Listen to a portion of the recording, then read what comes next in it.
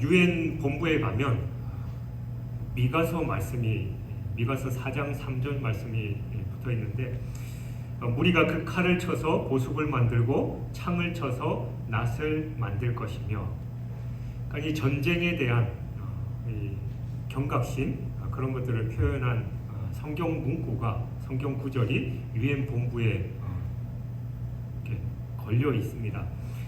만일 전쟁이 없다면 이 세상은 참 아름다운 세상일 텐데, 인류 역사 이래 전쟁이 없었던 적은 한 번도 없습니다. 우리나라도 또 옛날 임진왜란을 비롯한 그 옛 시절 전쟁을 둘째치더라도 1950년 6월 25일 그 6.25 전쟁, 남북 전쟁으로 인해서 여전히 우리나라는 분단되어 있는 그런 상황에 있습니다. 인류의 역사는 전쟁사라고 해도 과언이 아닐 정도로 끊임없이 전쟁이 계속되고 있고, 지금 오늘날에도 러시아와 우크라이나, 또 이스라엘과 하마스 전쟁으로 인해서 많은 전 세계가 어려움을 겪고 있습니다.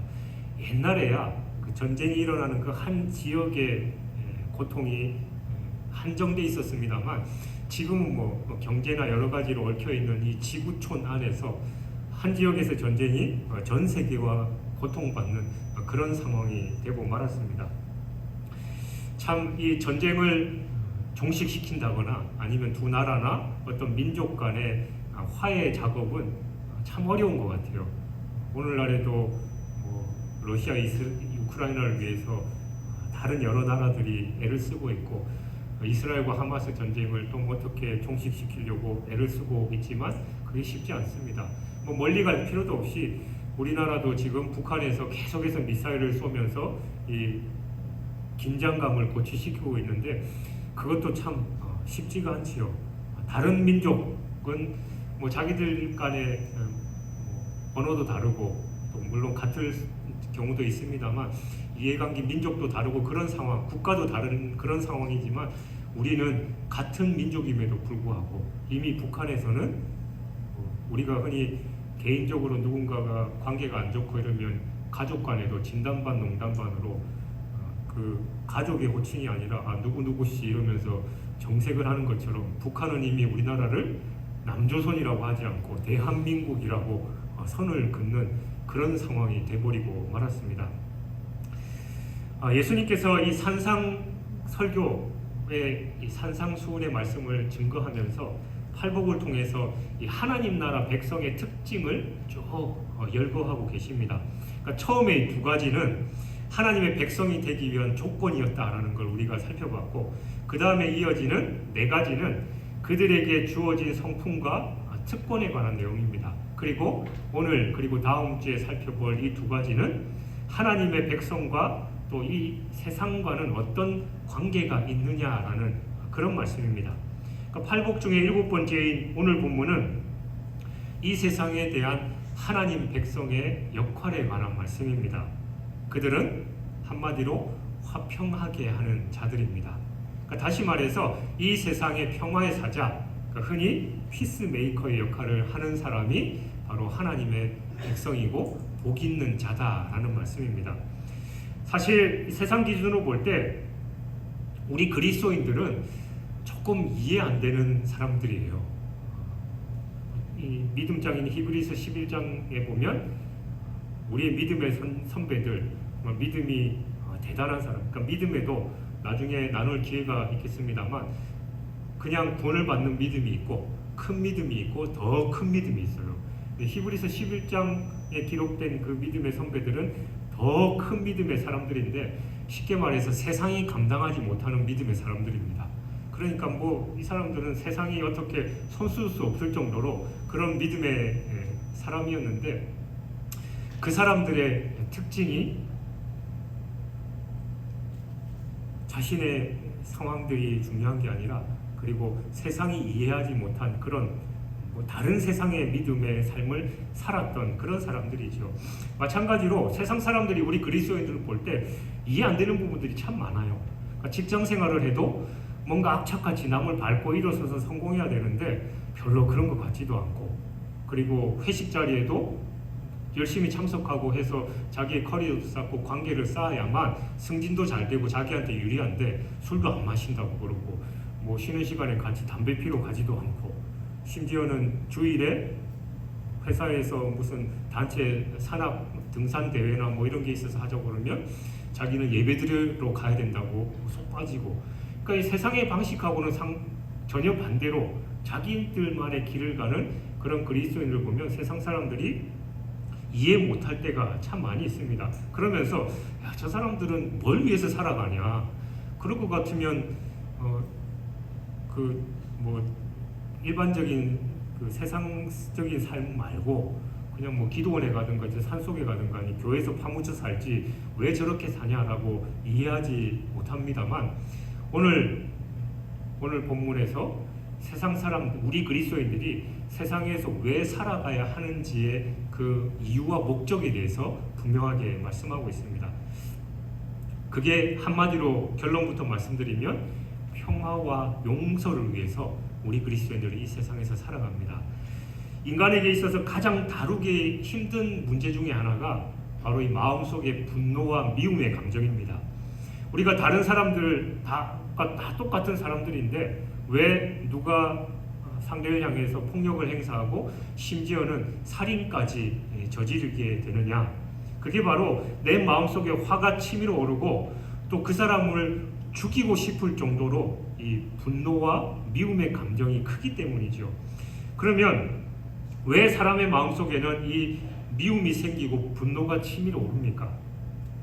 내가 인격적으로 무시되었거나 아니면 거부되고 자존심이 상했기 때문에 그렇습니다. 뭐 어떨 때는 정말 작은 말다툼으로 살인사건이 일어나기도 하잖아요. 그러니까 내 자존심을 건드렸고 나 자신으로 제대로 인정하지 않고 무시했다라는 그런 이유 때문에 서로 다툼이 생기고 심지어는 살인까지 벌어지는 겁니다. 다른 사람이 나를 존대하고 존중해 주는데 분노의 감정이 생길 이유는 없습니다. 그리고 특히 감정이 격앙되거나 또 대립되는 그런 상황 속에서도 흔히 말 한마디에 천냥빚 갚는다고 흥분하고 그런 상황에서도 어떻게 말하느냐에 따라서 그 관계가 다시 회복될 수도 있고 아니면 건너지 못할 강을 건너는 경우도 왕왕 있습니다. 그 대표적인 예가 바로 최초의 인류의 살인 사건이었던 가인과 아벨의 내용이죠. 가인과 아벨은 형제였습니다. 다 함께 하나님께 제사를 드렸는데 하나님이 형인 가인의 제사는 받지 않으시고 아우인 아벨의 제사만 받으신 거예요. 가인이 형이었으니까 그 당시에는 뭐 우리나라도 아직 요즘은 많이 덜 합니다만 장남 이런 거 많이 하잖아요. 근데 그 당시에는 훨씬 더 그게 강한 그런 상황이었고 아버지의 모든 것들을 장남이 이어받는 그런 상황이었는데 가인이 동생보다 못한 게 뭐 있다고 자기가 모든 게 우월하고 탁월함에도 불구하고 하나님께서 가인의 제사는 받지 않으시고 동생 아벨의 제사를 받으신 거예요. 그러면 가인의 심정이 어땠겠습니까? 속에 분노가 차오르고 또 질투와 시기 그리고 동생에 대한 미움이 가득했습니다. 그 마음을 아시고 하나님께서 경고하셨죠. 너 마음 잘 다스려야 된다. 그러나 결국 가인은 자기의 그 미움의 감정, 질투심, 시기심 그 감정을 제대로 다스리지 못하고 동생 아벨을 쳐서 죽이는 그런 인류 최초의 살인사건의 주인공이 됩니다. 분노의 감정은 자기를 죽이든지 아니면 다른 사람을 죽이든 둘 중에 하나의 결과를 낳게 됩니다. 어떤 사람은 사실 성격이 소극적인 사람들은 이 분노의 감정 잘 표출하지 못하죠. 그래서 때로는 우리가 이 속에 있는 감정을 좀 표출하고 스트레스도 풀어야 되는데 그걸 꽁꽁꽁 참다 보면 결국은 그게 표출될 수밖에 없는데 이 성격이 소극적이고 남들과의 관계를 잘 안 하려고 하니까 자기 자신한테 해를 끼쳐서 그걸 견디지 못해서 스스로 자기 목숨을 끊는 경우가 이 소극적이고 내성적인 사람들한테 자주 있다라는 겁니다.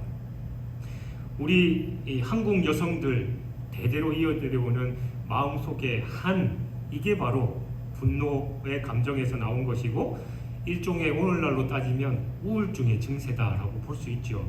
그래서 예수님께서는 마태복음 5장 21절 22절에서 분노와 말을 연결시켜서 이렇게 말씀하셨습니다.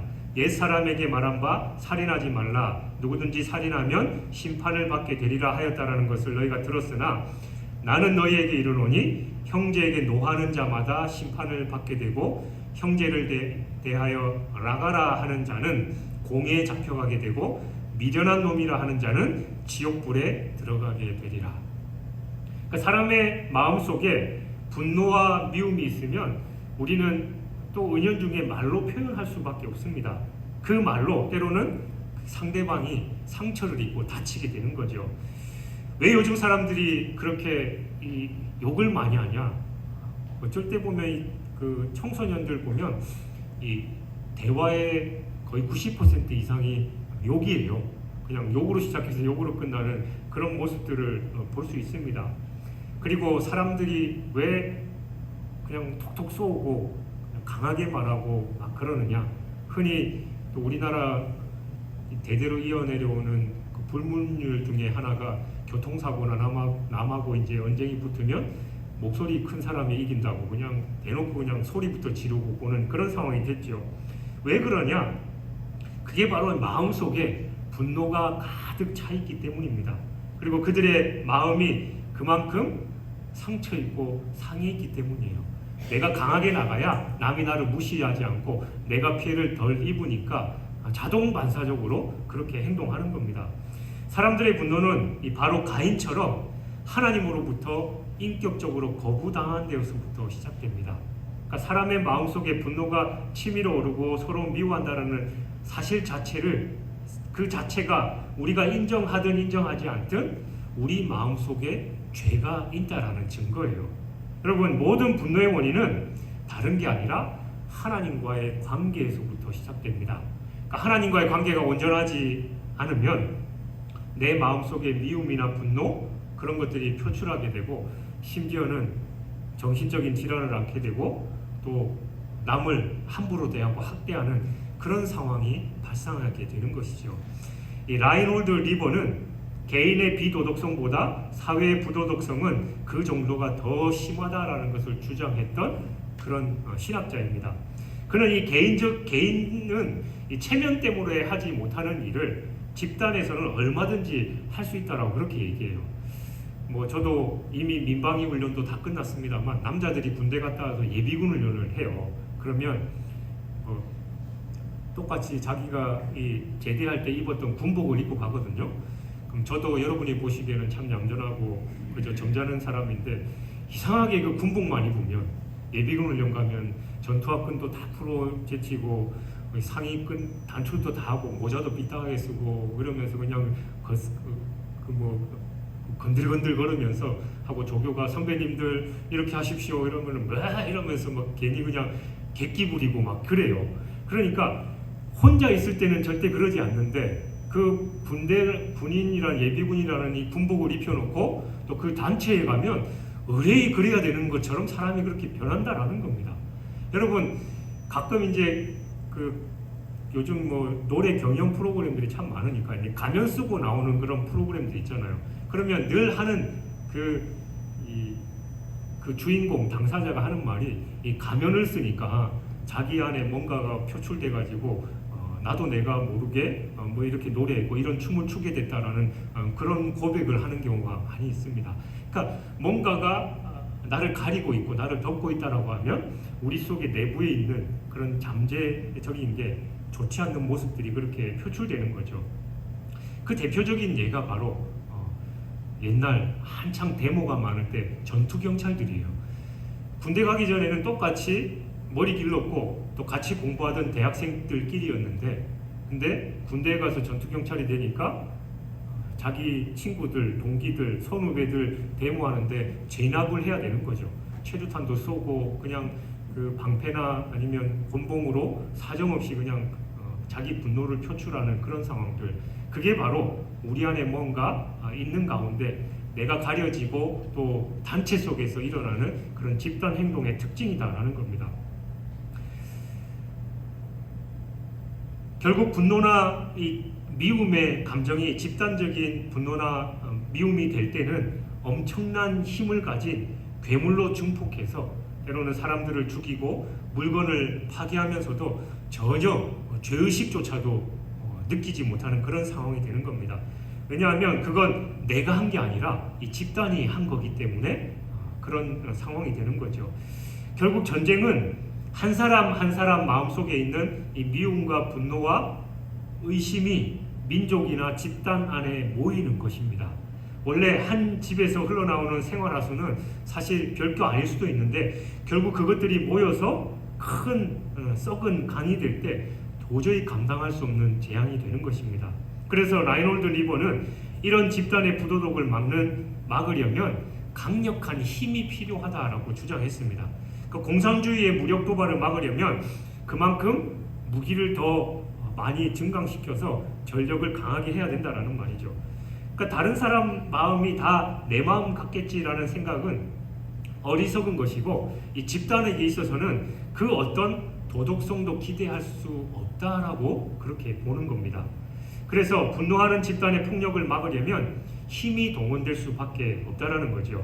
그래서 미국은 전쟁을 막기 위해서 핵무기를 더 개발하고 전쟁을 억제하기 위해서 옛날 냉전 시대에 소련과 그쪽 진영들은 군비를 더 군사력을 강화하기 위해서 서로 그렇게 경쟁한 겁니다. 그 결과 냉전 시대 미국과 소련이 보유하고 있던 무기들은 지구를 몇 번을 멸망시킬 정도로 시키고도 남을 정도로 그렇게 많이 있었다라고 합니다.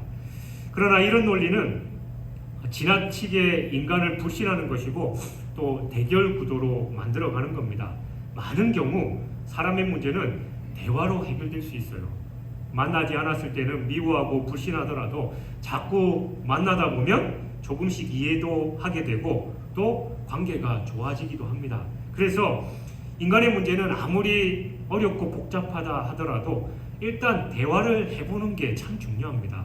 그래서 만약 대화로 풀린 문제라면 수많은 무기를 허비하지 않고도 또 억울한 사람들을 많이 죽게 하지 않고서도 문제가 해결될 수 있다는 것이죠.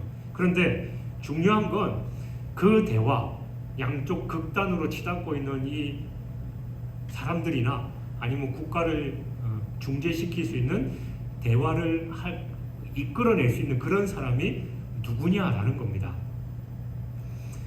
예수님께서는 하나님의 백성들의 가장 큰 특징을 바로 화평하게 하는 자다라고 오늘 본문에서 말씀합니다.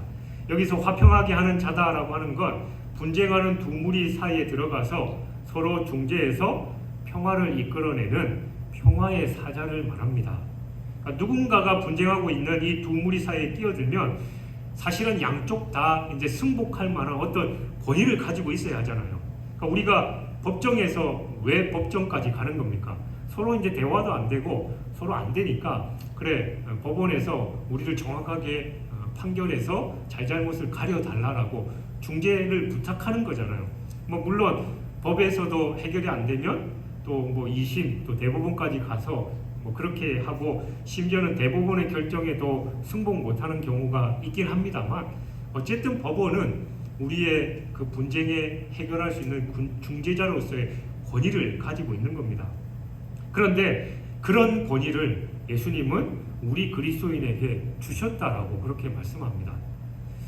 사실 우리는 이 세상에서 다른 사람들에 비해서 지식도 많이 부족하고 또 그 사람들보다 권위나 또 권력도 가진 것도 없죠. 그런데 예수님께서는 그리스도인들이야말로 이 세상에서 진정으로 평화를 이루어내는 평화의 사자들이다라고 말씀하고 있는 겁니다.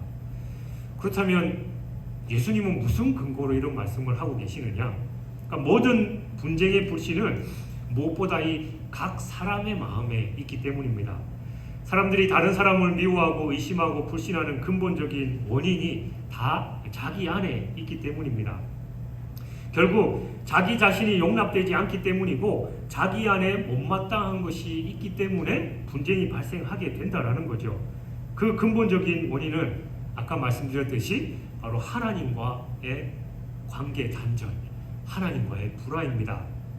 하나님 앞에 완전히 돌아오기 전까지 사람들은 절대로 자신 마음속에 안정과 평화를 누릴 수 없습니다. 그러니까 나름대로 엄청난 방황을 했더니 어거스틴이 나중에 그런 고백을 했어요. 하나님께로 돌아오기 전까지는 절대로 마음의 평화와 안식이 없었다. 그러니까 자기가 막 쾌락을 쫓아서 가보고 뭔가를 해봤는데 하나님께 돌아오고 나서야 진정 내 마음의 평화와 안식이 있었다라는 그런 고백을 한 겁니다.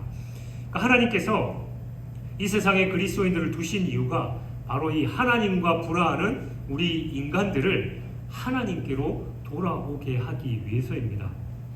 그리스도인들은 불과 얼마 전까지만 해도 그들 역시 하나님과 원수되었던 사람들이었잖아요. 하나님이 가장 싫어하는 일을 골라서 하던 사람들이 바로 저와 여러분이었습니다. 그런데 하나님께서는 그들을 받아들이고 용서해 주시고 또 자녀 삼아 주셨습니다. 단순히 용서만 해주신 것이 아니라 하나님의 가장 귀한 것들을 또 우리들에게 다 맡기셨습니다. 그러니까 세상 사람들은 자기가 하나님을 믿지 않기 때문에 하나님도 나를 미워하실 것이다 라고 지레짐작합니다. 그러나 하나님은 그들보다 더 악한 자들도 사랑으로 품으셨습니다. 그 대표적인 사람이 사도 바울이잖아요. 그는 교회를 핍박하고 예수 그리스도의 부활을 부정하던 자였습니다. 그런데 주님은 그를 그런 사람을 받으셔서 가장 존귀한 자로 삼으셨고 또 이방인을 위한 복음 전도자로 세우셨습니다. 사도 바울은 하나님께서 나 같은 사람을 받으신 걸 보면 세상에 용납되지 못할 사람이 없고 나 같은 사람이 하나님께 사용되는 걸 보면 하나님 앞에 사용되지 않을 사람이 없다라고 그렇게 얘기했습니다. 그러니까 하나님께서는 가장 몹쓸 사람을 바꾸셔서 가장 존귀한 자로 만드십니다. 그러니까 저는 자꾸 이런 말씀을 해서 죄송합니다만 예전에 이제 한참 제 자신을 보면서 내가 이렇게 능력이 없고 무능력하고 나는 할 줄 아는 것도 없고 왜 이렇지 자존감이 바닥에 있을 때 하나님이 그런 마음을 주시더라고요. 하나님은 미련한 자를 들어쓰셔서 지혜로운 자를 부끄럽게 하시고 약한 자를 들어쓰셔서 강한 자를 부끄럽게 하신다. 사도 바울이 그런 고백을 하는 거예요. 나 같은 사람을 하나님이 이렇게 쓰셨는데 당신들이 어떻겠냐. 그러니까 저도 요즘 들어서 제 자신을 위해서 계속 기도할 때 그런 기도를 하나님 저 보니까 정말 능력도 없고 부족하고 연약한데 그래서 하나님이 도와주셔야 됩니다. 그리고 하나님께서 저 같은 사람을 들어쓰셔서 정말 잘 나가고 잘난 그런 사람들 부끄럽게 하시고 하나님의 뜻을 이루실 줄 믿습니다. 저는 그런 기도를 합니다. 그러니까 하나님은 가장 몹쓸 사람을 바꾸어서 가장 존귀한 자로 쓰시는 그런 분이셔요. 우리는 지금 전쟁의 위험을 걱정하고 있죠. 그리고 서로 대립하고 있는 인간관계 역시 늘 스트레스입니다. 노사 간의 대립을 걱정하고 있고 또 가뜩이나 살기 힘든데 요즘 또 의사들이 또 전공의들이 저렇게 파업을 하면서 얼마나 실질적으로 힘듭니까? 그런 일을 실질적으로 당하는 사람도 있고 그냥 먼 산 구경하듯이 그런 사람도 있을 텐데 응급실에 그 의사가 없어가지고 그냥 전국을 뺑뺑이 돌면서 그러다가 간혹 생명을 잃는 경우도 있잖아요. 그런 현실 속에서 우리가 살아가고 있습니다. 그러나 성경이 말씀하는 건 이 모든 것이 개인의 마음속에 있는 분노와 불신과 미움이 모여서 고인 것이다 라고 말씀합니다. 여러분 근원이 마르지 않으면 이런 집단 갈등 절대로 없어질 수 없습니다. 몸의 종기가 완전히 고쳐지려면 어떻게 돼요? 종기를 찢어서 안에 있는 고름을 다 짜내야 됩니다. 아프죠. 그리고 상처가 아물려면 시간이 걸립니다. 그게 아파서 그냥 종기에서 흐르는 고름만 그냥 진물만 닦아내면 결코 그것은 완전히 나을 수 없는 겁니다. 그게 뭐냐? 바로 한 사람 한 사람 하나님과 화해시키는 것. 그게 근본적인 문제 해결책입니다.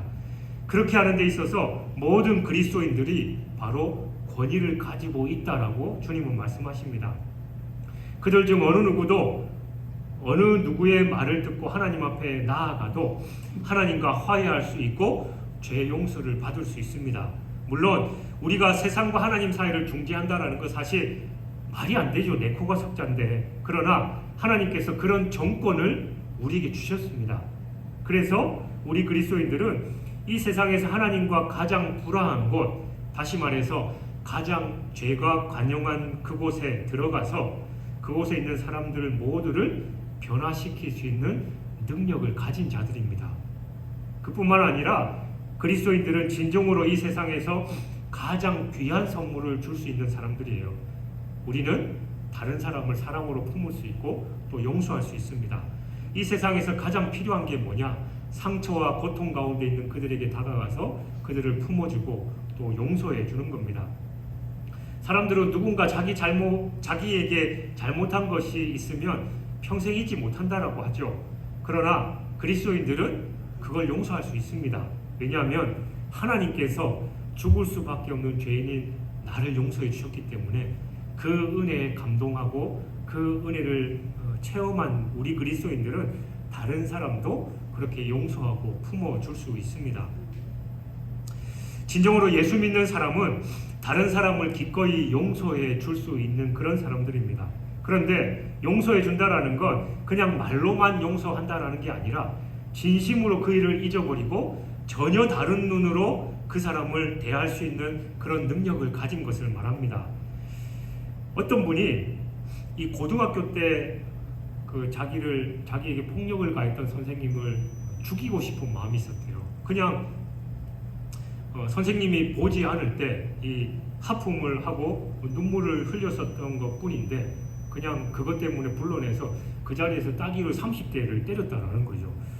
뭐 여러분들은 더 했지만 제가 학교 다닐 때만 해도 이걸 공식적으로 그러긴 좀 그렇지만 학교 폭력이 교사들에게서 맞는 게 너무 자연스러웠어요. 남자 학교든 그냥 이유 없이 기분 나쁘다고 맞는 경우도 있었고 수학 문제 그리고 문제 푸는 거 대답 못하면 그냥 맞는 게 그냥 너무 자연스러워. 요즘 같은 때는 난리 나죠. 그러니까 이 사람도 그냥 억울하게 자기가 따귀 30대를 맞으니까 이 평생 동으로 그 선생님에 대해서 악감정을 품고 내가 저 인간 이러면서 이제 분노와 미움의 감정이 많았던 거죠. 근데 나중에 예수님께서 십자가에서 자기 죄를 위해서 죽으셨고 또 그 모진 핍박, 뺨 맞고 침뱉음을 당하고 조롱을 당하는 그 모습을 보면서 자기가 은혜를 받고 그 선생님을 용서하게 됐다라는 겁니다.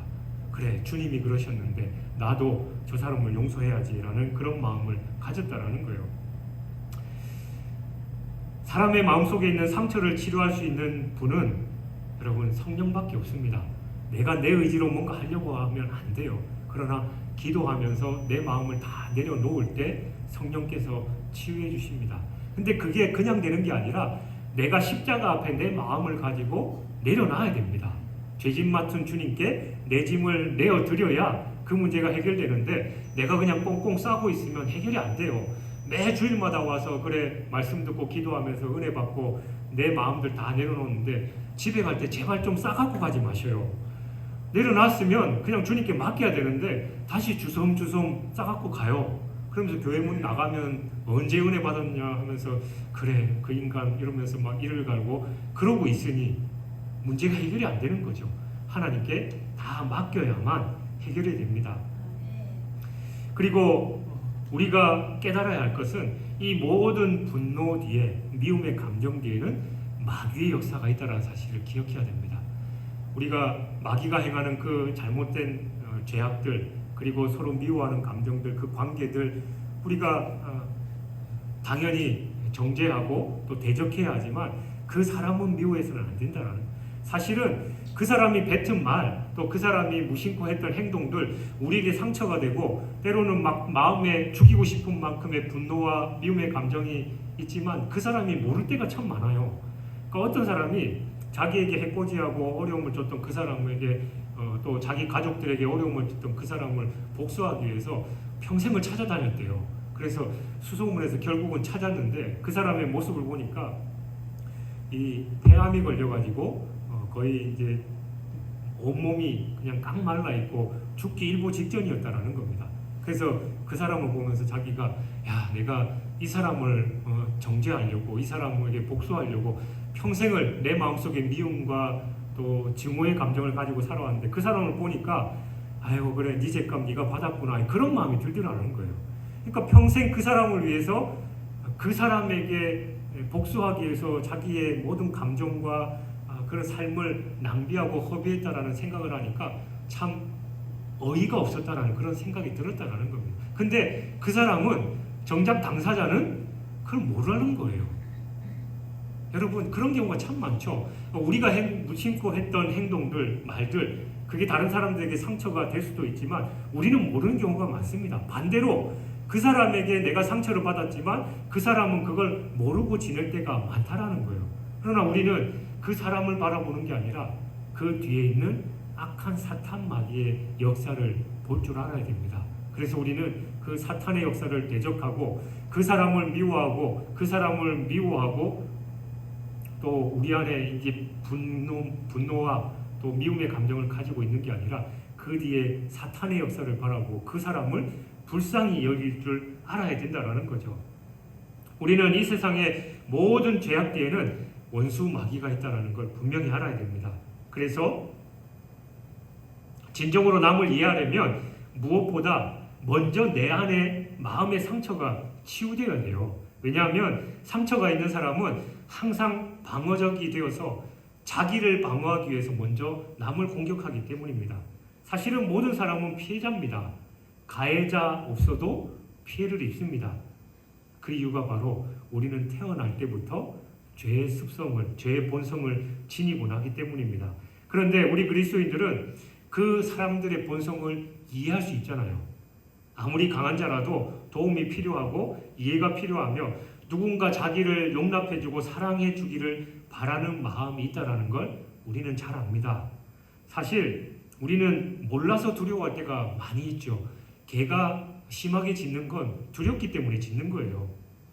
그런데 우리 그리스도인들은 이 모든 것 뒤에 악한 마귀가 있고 모든 사람들이 피해자라는 것을 잘 압니다. 그래서 그들과 대적하거나 그들에게 방어적인 태세로 대하지 않고 그들에게 가까이 가서 나는 네 마음을 이해한다. 그 마음속 중심에 있는 것을 잘 만져주고 서로 대화할 때 그 사람과의 관계가 회복되고 또 그가 그 마음속의 근본적인 문제를 하나님을 만남으로 인해서 해결받을 수 있도록 도움을 주는 게 바로 우리 그리스도인들의 사명이고 역할이다라는 겁니다. 다른 사람들이 다 무서워 보여도 사실은 속으로 약합니다. 그래서 우리가 그들을 긍휼히 여기고 불쌍히 여기고 하나님의 사랑으로 품어주고 그 마음속에 하나님의 성령이 자리 잡을 수 있도록 도와줘야 됩니다. 그래서 결국 복음은 회복이고 치료입니다. 그런데 이것은 단순히 육체의 치료나 상한 감정의 치료만이 아니라 영혼이 치유되면 자연스럽게 감정이나 병든 육체도 치유됩니다. 그리고 깨진 관계도 다 회복됩니다. 자신이 하고 있는 일과도 화해하게 됩니다.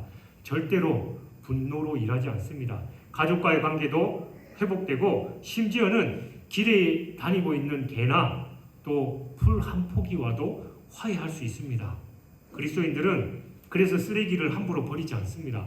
야생 식물이나 동물들 함부로 해치지 않습니다. 왜냐하면 이 모든 것들도 하나님이 만드신 귀한 생명이라는 것을 알기 때문이죠. 그래서 결국 우리의 구원은 우주적으로도 확대되는 것입니다. 예수님이 하나님의 백성들의 특징을 열거하시면서 그 하나하나에 대해서 너무나 귀한 축복의 말씀을 약속하고 계시잖아요. 그리고 오늘 본문에서는 화평하게 하는 자에게 주시는 축복이 하나님의 아들이라 일컬음을 받는다라는 겁니다. 하나님의 아들이면 아들이고 또 일컬음을 받는 아들이면 아들이지 뭐 일컬음을 받는다라는 건 또 무슨 말이냐?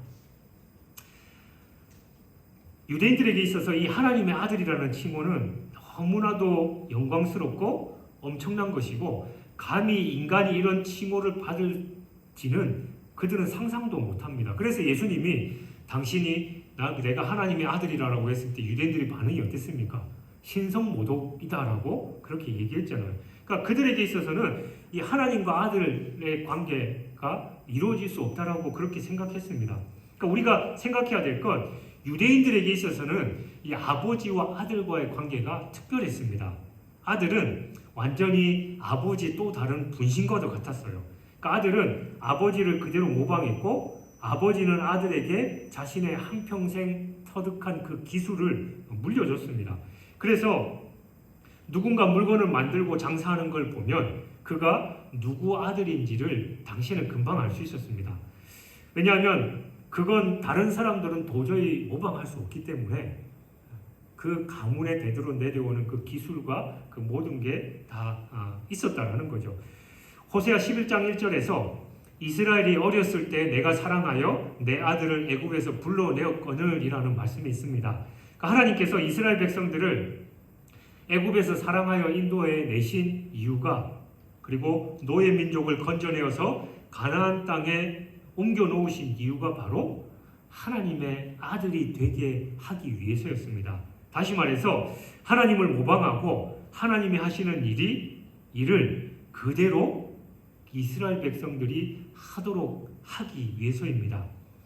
오늘 우리 그리스도인들은 자신들이 무엇 때문에 구원받고 있는지 모르는 사람들이 많습니다. 단지 하나님께서 나를 사랑하셨기 때문에, 그리고 내가 저 천국으로 나를 인도하시기 위해서 구원하셨다라고 생각하는 경우가 많습니다. 물론 나를 사랑하시고 나를 천국으로 인도하시고 하시기 위해서 구원하신 것도 맞습니다. 그러나 그 목적이 다른 게 아니라 우리로 하여금 하나님의 아들을 삼기 위해서였습니다. 여러분, 우리는 하나님의 자녀다라는 말 우리가 하잖아요. 근데 하나님의 아들, 하나님의 자녀가 어떤 일을 해야 되는가? 우리로 하여금 하나님을 모방해서 한없이 다른 사람을 사랑하기 위해서 우리를 구원하셨다라는 겁니다. 악한 자나 선한 자나 구별 없이 나와 통하는 사람만이 아니라 통하지 않는 사람까지도 사랑하기 위해서입니다. 하늘에서는 오직 아들만 인정합니다. 다시 말해서 하늘의 모든 작전이 아들이 요구하는 것 중심으로 움직인다는 뜻이에요. 그러니까 예수님이 이 세상에 계실 때 모든 하늘은 예수님 중심으로 움직였습니다. 그에게 모든 것이 달려 있었고 다른 대안이 없었습니다. 참으로 하나님의 말씀에 헌신한 자에게는 하나님 나라의 능력이 독점적으로 나타나게 됩니다. 그래서 역사의 주인공이 바로 히스토리, 주님이시고, 하나님은 우리로 하여금 하나님의 일을 똑같이 우리 보고 하도록 우리를 자녀 삼아 주셨다라는 겁니다. 다른 영혼을 하나님과 화해시키기 위해서, 또 이 세상의 죄와 싸우며 죄인들이 죄를 버리고 새로운 삶을 시작하도록 하기 위해서 최전방에 싸우는 자들에게는 하나님의 특별한 공급의 역사가 있었다라는 겁니다. 그들은 날마다 하나님의 기적적인 돌보심을 체험하게 됩니다. 어떤 경우에는 독을 마셔도 죽지 않고 독사에 물려도 죽지 않는 일이 일어납니다. 기도하는 족족 응답의 역사가 일어나고 병고침이 나타나고 귀신이 쫓겨나는 일이 일어납니다. 왜냐하면 그가 평화를 위해서 일하고 있기 때문에 하나님께서 특별한 능력을 주시는 거예요. 전혀 하나님을 모르는 사람들도 그를 봤을 때, 야, 저 사람은 하나님이 함께 하시는구나, 하나님의 능력이 저 사람에게서 나타나구나 라고 볼 수 있다라는 겁니다. 그를 인정하고 세상 사람들이 그를 향해서 하나님의 아들, 하나님의 자녀다라고 인정하게 된다라는 거죠. 여러분, 사도 바울이 유라굴로의 광풍에서 살아나서 그 섬에 이르렀을 때, 불을 쬐고 있을 때 나뭇가지를 던지니까 독사가 자기를 물었잖아요. 그러니까 주변 사람들이 뭐라고 합니까? 그 섬 사람이, 아이고, 저 사람은 저 광풍에서 살아났는데 결국은 저렇게 죽는구나 라고 했는데, 좀 있으면 이 독사에 물렸으니까 몸이 팅팅 붓고 컥컥 하다가 이제 죽어야 되는데 아무렇지도 않은 걸 보고 그 사람들이 뭐라고 합니까?